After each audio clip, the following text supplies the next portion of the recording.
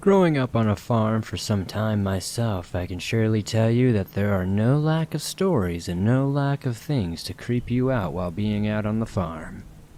I myself lived on a rural farm out in the middle of nowhere. Welcome back to the swamp, my friends. It's good to see you made it back for another creepy video. Today we're going to be sharing some creepy, and allegedly true, farming horror stories sent in by viewers just like you.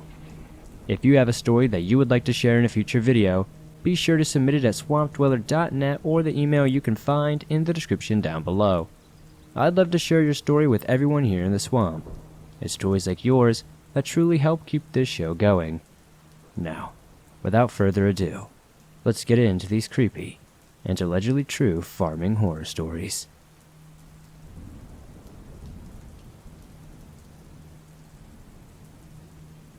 I have stories about both my farm and my boyfriend's farm that might be interesting to you in your show.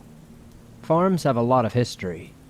My family has been farming in the exact same spot since the 1870s when my family arrived from Germany, and his family has been farming in the same area since the 1930s. Therefore, they have lots of tales and lots of history. My boyfriend's dad, I will call him my father-in-law because he basically is at this point, I swear has seen everything at least once, and has the most interesting stories. I will share a couple of his. For context, my boyfriend's family farms on both sides of the Iowa and Missouri border. Since they lived close to the state line, they have corn, soybeans, and beef cattle on pasture. I particularly loved the cattle, because I loved getting to jump in the Ranger and ride around the pasture with my boyfriend to check on the cows. We do this almost every single night in the spring, summer, and fall to make sure they are healthy, not injured, account for the calves, and make sure they have enough grass. We also look to see if there are any holes or breaks in the fences. In the wintertime, they get moved around to a lot with a covered shed to protect them from the elements, so they are not in the pasture, and we feed them hay. Anyway, in the mid-2000s, my father-in-law was out in the wooded area of the cattle pasture. The trees are quite dense here, and it often serves as a great deer hunting spot in the late fall and winter once the cows have been moved to the winter lot. He was setting up trail cameras in the woods to watch deer in preparation for hunting season that fall. After some time, he came back out to get the card out of the camera to see if there were any big bucks roaming around the pasture. When he looked at some of the pictures, he saw that there had been an unusual man back there. Trespassers are not all that uncommon, and often it's just an annoyance rather than a cause for concern. There was no way to tell who it was, so he had just forgotten all about it. A few days later, though, he went back to hang the camera back up in the tree. When my father-in-law went back a second time, about a week or so later to get the camera to see the pictures, someone had dug 3 makeshift graves in the back corner of the pasture. At the head of each grave was a wooden cross with the first name on it. He, unfortunately, did not catch the man on the trail camera, but he alerted the police about the situation. I think based on the names on the crosses, the police had an idea of who it could have been. The rural Midwest is a lot smaller than you think for being so vast. My father-in-law was not sure what came of that, but he never really looked too much into it. But if he had not discovered those graves in that pasture and alerted the police, they might have been filled. And by who? We don't know.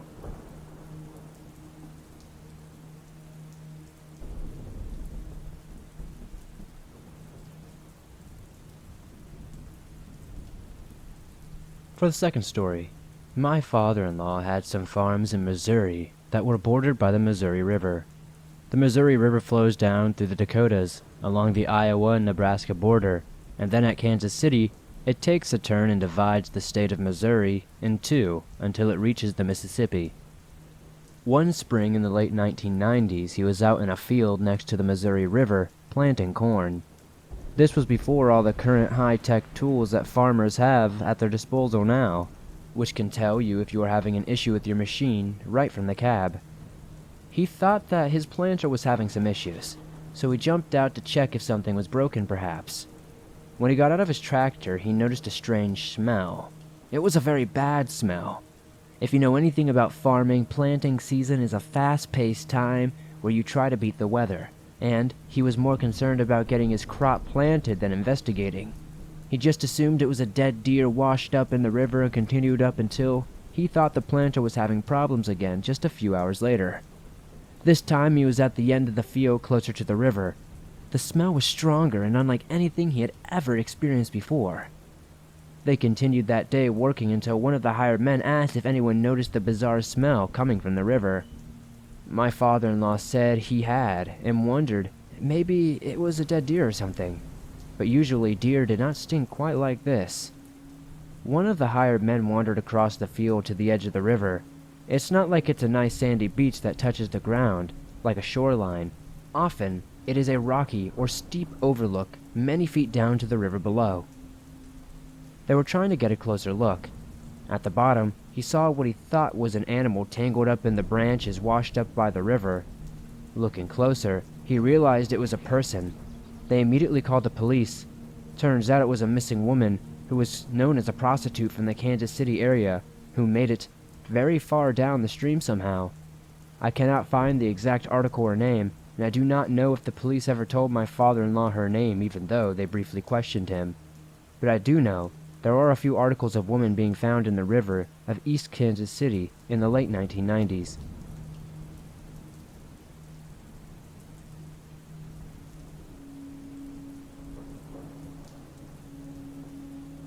Since the early 2000s, I had wanted my own small-scale farm.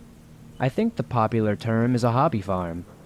While I have no intention of having thousands of acres or a large herd of cattle, I am hoping to make a go of it year-round. Just this last year, I found 30 acres close to town. This specific parcel had been part of a larger farm, but was broken off for a member of the owner's family. The family member recently died, making way for my purchase. The house was in rather good shape, but the outbuildings had seen better days. I began the teardown immediately. With the help of some friends, I was able to get the barn completed in short order.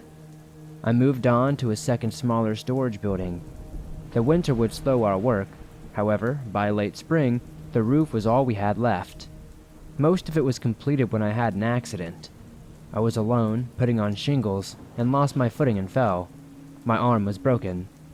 The injury did not really stop me from working my real job. During the healing period, I took all the overtime I could.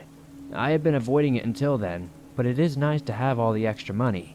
I plan on putting it towards supplies to build a chicken tractor and get some chickens. Unfortunately, during this time, I lost a family member of my own. He and I had been awfully close when I was growing up. Since my father spent much of his time on the road, his younger brother would need any help he could. Any major occasions my dad was unable to attend, my uncles always made sure to record it for him. It was a lot like having two dads. My mom also liked having him around. Most of her time was dedicated to my disabled sister. She feared I was not getting enough attention myself. You can see how important he had become to my family, and myself. His loss has been extremely hard on me. I found myself brooding on his death more than I should have, until this past week when I made a disturbing discovery in the woodshop. My doctor had given me the all clear. The cast was off and I was free to get back to the farm work. My friends had finished shingling for me, so I moved on to my last job, a decent-sized building used for woodworking and carpentry. The benches were still in good shape. I disassembled and stored them. After a cursory inspection, I determined the frame was still solid, so I started by pulling up the floor. The boards from which it was made were rotten and full of holes. I had made it about halfway when I found an old tin box under a loose board. It was square and about the size of a lunchbox. Inside, I discovered a few old trinkets and a stack of photographs. The trinkets included some rings, an old lighter, and even a metal barrette with a bow on it. The photos had been placed face down. I pulled out a stack and turned them over. Most of these images were of nude or partially clothed women. They looked to be from the 80s and 90s. Many were old and faded. As I flipped through, something struck me as odd about them. Soon, I realized what it was. None of the women were smiling. A lot looked scared, in fact. I began turning them over and discovered each had a name and a year written on the back. Myra, 1988. Sybil, 1991. Stephanie, 1983. I counted and found 42 in total. These are not your average dirty pictures. The models did not look pleased to be taking them.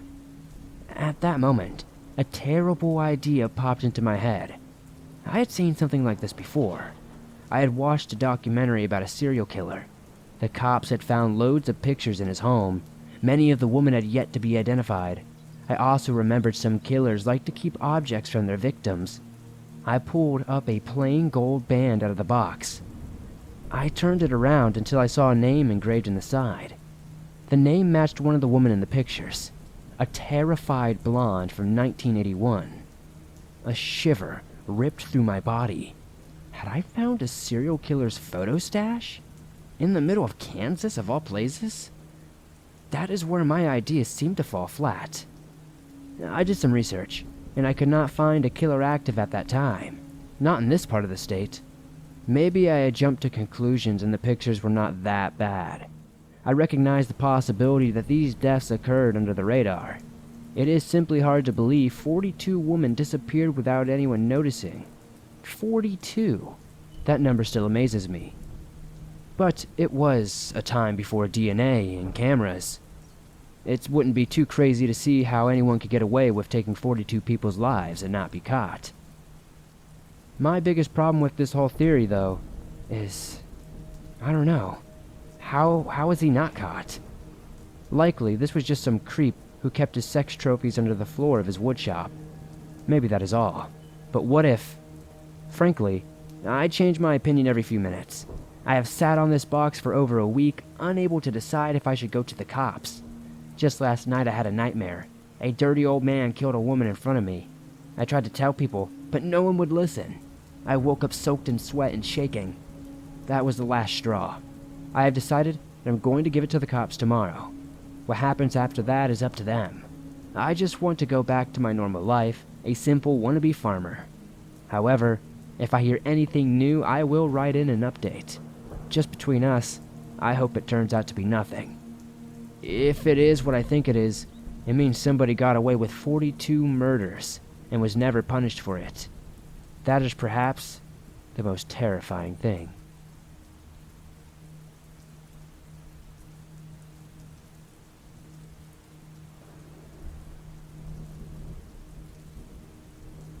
This was the incident that taught me you can never truly know someone, even after 20 years. When I was about 5 years old, I was shipped off to a kindergarten. At the time, I was a very shy and quiet girl.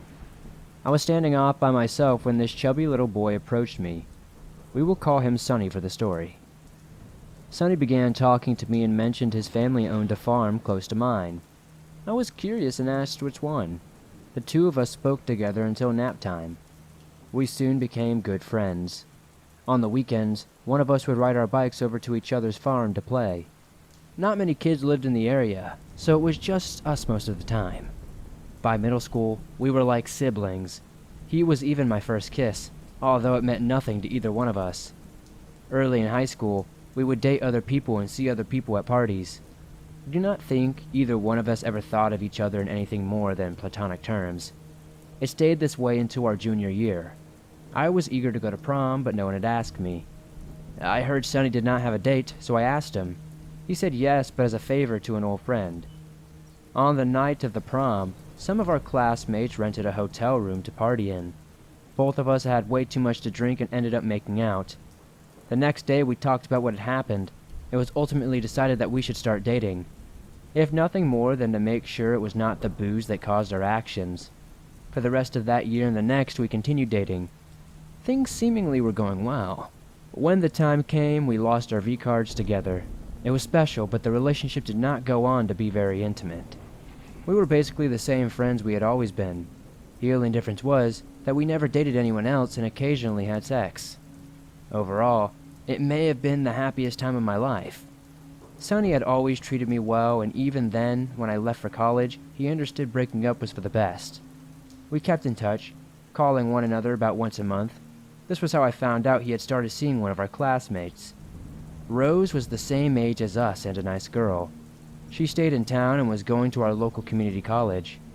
When I visited for the holidays, I would hang out with them. They made a cute couple, and I said so. Rose's past, on the other hand, was not a happy one. From what I heard, she had been messed with as a child. This had done considerable damage to her psychological being, and she had attempted suicide at least once.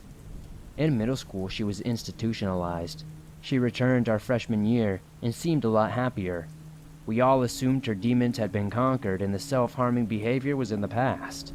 This is why her disappearance and presumed suicide was such a disappointing thing to all who knew her. According to Sunny, they had had a fight over dinner or something else equally stupid. After this, she became gradually more and more disconnected. One afternoon, she was supposed to be on her way to his house but never showed up. He called around looking for her until finally reporting her missing the next morning. A county-wide search was undertaken, and her car was found parked at the rest stop beside one of our larger bridges. No sounds of foul play were discovered, so the case was ruled a probable suicide. I heard about it on Facebook and called Sunny to express my condolences. We only spoke briefly, and it was clear her death hit him hard. The next few years flew by fast. Before I knew it, I was graduating with no real prospects.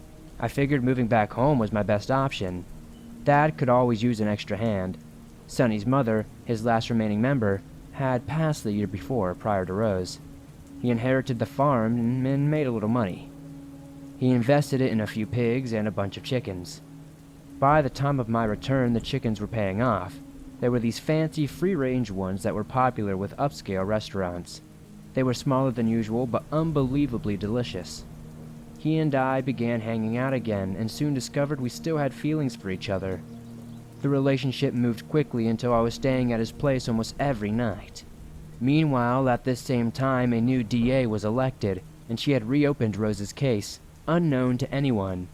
Nobody I know is aware of her reason, but it is not very important. What is that she had several powerful friends.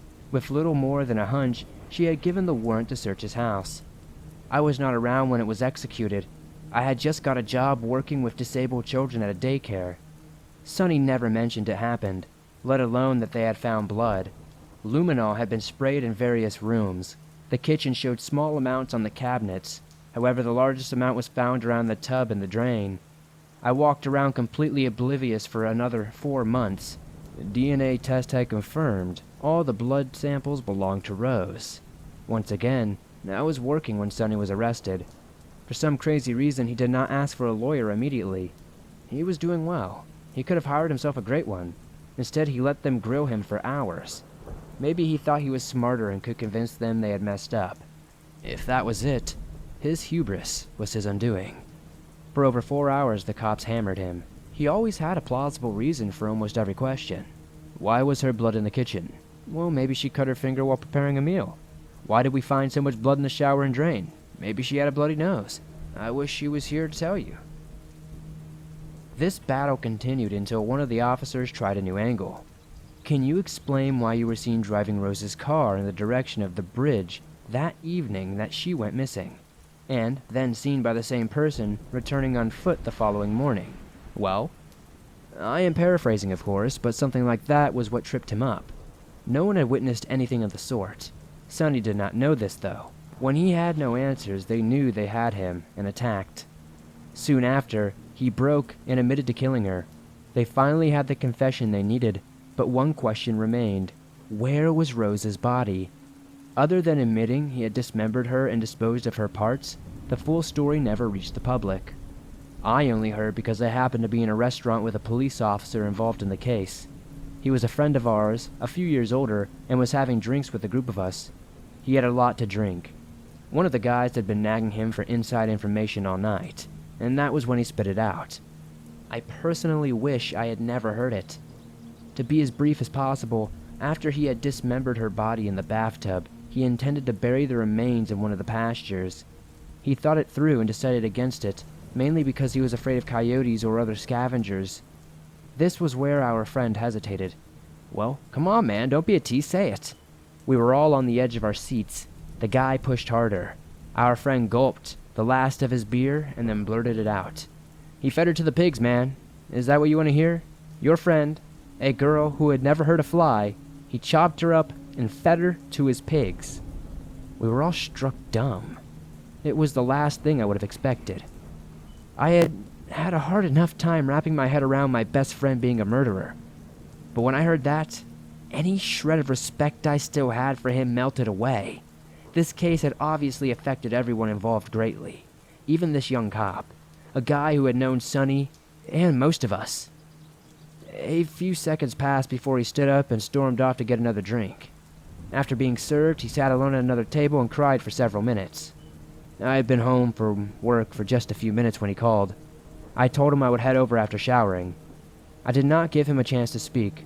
Once I had shut up, he spoke calmly and quickly. I still remember every word.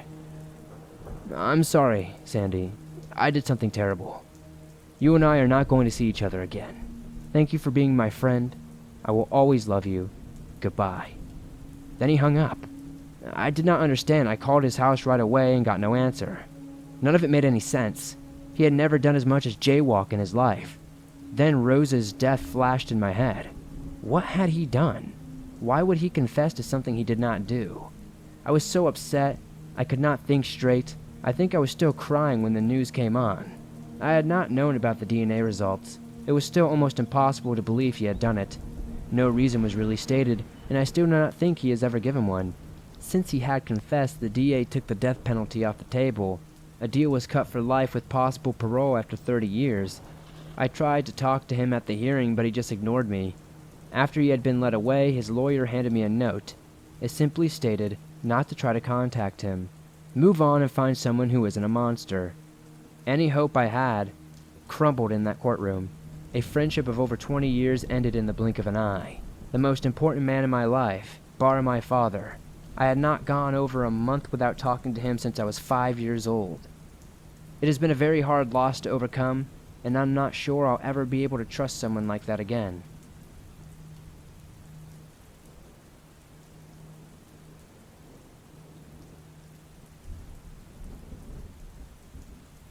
This happened in the late 1980s. I was working at a seed and feed store in the northern United States one day. I happened to notice a post on our community bulletin board. It was for a job as a caretaker on a nearby farm. This had aroused my curiosity, so I had given them a call. The job turned out to only be temporary, which made it even more alluring. I've been wanting to move back to Florida for some time, and the higher pay would make that possible, and sooner. The number on the posting belonged to the owner's children. They needed a caretaker to fill in for their elderly father. He had had a stroke the month prior, and it was expected it would take 6 to 9 months, possibly more, for him to rehabilitate. In the meantime, he would be living at a rehab facility, so they were looking for a single person or a couple to live on the farm. There was no crop to plant or harvest, only a pair of horses that required basic care and exercise whenever possible. I provided a brief list of my past jobs and a few references. They promised to get back to me, and hung up. It was almost a week until I heard from them again. They wanted to offer me the job. Naturally, I took it and moved in that weekend. The place was not much anything fancy. A modest 3-bedroom home and a couple of large outbuildings built on 125 acres. My day consisted of mucking out the stalls and providing fresh food and water for the horses. When I finished that, a few times a week, I would saddle up one of them and go for a ride around the property. This was all before lunch. After, I would take some care of some little things that would need fixing.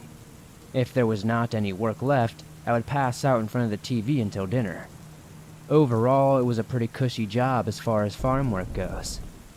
The owner's kids would call or swing by on occasion, but I had the place to myself for the most part. I had been there around 7 months when my prep for lunch was interrupted by a pounding on the door. I answered it and was greeted by a swarm of guys in suits and FBI jackets. They'd handed me some papers and said they had a warrant to search the property. I honestly had no idea what to say, so I told them the circumstances, and I had to call the owner's family. They seemed a bit miffed but understood. I rang the family up and they told me to let them do their job and stay out of their way. They would contact their lawyer and they would handle it. I said okay and let them do their thing. They appeared to have been looking for something. The house was left alone. Instead of searching any buildings, a truck with a trailer carrying a backhoe drove toward the back of the property. They passed out of my view and I returned to making my lunch. Cars came and went for the next few hours. I dozed back off in front of the TV. Later that day, I was awakened by ruckus out front. I peeked out the curtains and saw a swarm of news vans and cameras camped out on the front lawn. One of them saw me and shouted, "There he is!" I was still groggy and had no clue what was going on. A group of reporters and cameras rushed out toward the window. I jerked the curtain closed fast and returned to my post on the couch. I flipped through the channels until I caught sight of my house. What exactly was happening was not clear at first. I wiped the sweat from my eyes and turned up the volume. On the screen, an anchor was talking to another guy over the phone while footage of the farm was being shown. The man over the phone mentioned a guy who had disappeared some years prior, a member of the mafia, supposedly. Then, footage switched to the helicopter view of the backfield. A bunch of the same FBI guys and some state officers were standing next to the Bobcat. Next to that, a big hole had been dug. The helicopter scanned over from the hole, and we saw two black bags laying next to one another on the ground. To anyone who has ever seen one, they were obviously body bags, and they looked to have bodies in them. My jaw must have been dragging on the floor. I felt drool rolling down my chin and wiped it away. I was freaking out. What the hell have I gotten myself into? I needed some answers, and I needed them now. I called the family back and told them what was going on. They said they were aware but not to worry about it. I was not in any danger, legally or otherwise. I was told to stay in the house and not to talk to the media. They had been notified I was not involved in any way and should be leaving soon. None of this made me feel any better, though, but there was not much I could do, at least at that moment. I hung up and went back to watching the news coverage. As the hours grounded on, the story became clearer. The bodies belonged to two mob guys who had disappeared a few years earlier. The scariest part of the revelation, though, a nice old man who owned the farm was a long-time mob associate. The entire mess had me twisted in knots. I tossed and turned the whole night. I could not decide whether to quit or stay on for the remainder. The world of organized crime was foreign to me, and something I had no desire to be involved in. On the other hand, this was my dream job. I had been treated well and seen no sign of criminal activity. Even as I dialed the phone that morning, I was not sure what I would say. However, the moment they answered, my mouth made the choice for me. I said I was calling them to let them know I was giving my 1 week's notice. Any longer was just out of the question. While my time at the farm was wonderful, the recent events were playing on my mind heavily. The owner's daughter who answered, she tried to talk me out of quitting, but I guess she could tell I was afraid. She quickly relented and thanked me for doing such a great job. I briefly felt a tinge of guilt, but my brain took over. I thanked her and we ended the call. The media had eventually moved on, so I was free to finish my week in peace. The feds must have gotten all they needed that first day because there was no sign of them after that. I rode one of the horses down to the gravesite the next morning, mainly out of curiosity. The hole had been filled in, and other than some tire tracks, the area looked rather normal. I don't know what I was expecting. I soon lost interest and returned to the stables. The morning I moved out, the owner's kids showed up to give me the rest of my pay and said goodbye. They were going to stay at the house until they found a replacement. I recommended a few people and provided their numbers. We made some small talk until I loaded the last of my things. They wished me good luck, and I pulled away. I pointed my truck south toward Florida and arrived a few days later. I've been here ever since. I had intended on ending it here, but I realized some of you may be wondering what became of the case. Well, the fact is I had no clue until I read up on it prior to writing this. It appears nothing would happen for a long time. The feds had some suspects, but no one was really talking. Then, just after the new millennium began, they got the witnesses they needed. A slew of gangsters involved was convicted, and will likely die in prison. The family who owned the farm, I have no idea what became of them. The job was great and they treated me well, but that is where it all ends for me. Behind closed doors, they were into some very crooked stuff. Stuff I did not want to be roped into. I am a simple fella, and my family and my life has been great since. I do not regret leaving that place for a single second.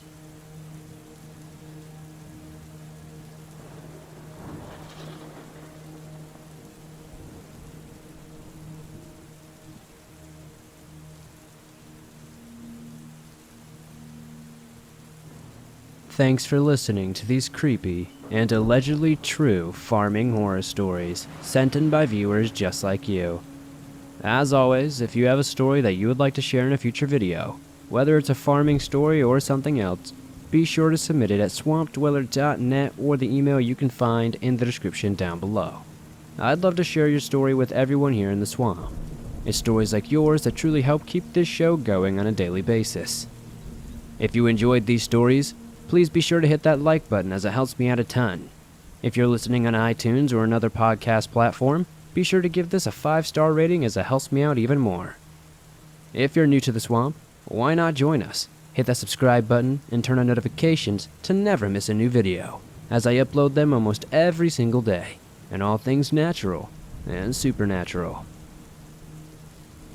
If you're on the go and you still want to listen to your favorite Swamp Dweller scary stories, but you don't have YouTube Premium, you can download them absolutely free from iTunes, Spotify, Stitcher Radio, and just about any other podcast platform. And like I said, it's absolutely free and always will be. If you would like to support the swamp outside of hitting that like button and subscribing, maybe check out the merch store. I've got t-shirts, face masks, hoodies, and just about everything else. Thank you guys, as always, for supporting the swamp the way you do. Before we end this video, I'd love to know in the comments down below what story you liked the best tonight. Also, I'd love to know what makes you the most scared when you're home alone. I'll see you guys soon with another creepy video.